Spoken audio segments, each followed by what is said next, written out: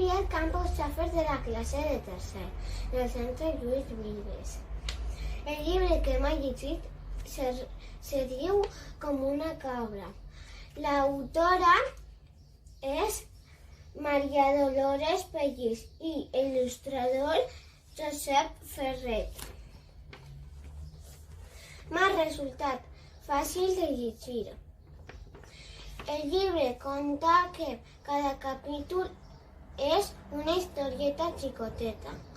La història que més m'ha agradat, les que més m'han agradat són és Xula, la guardiana de l'escola, i un extraterrestre a la sopa.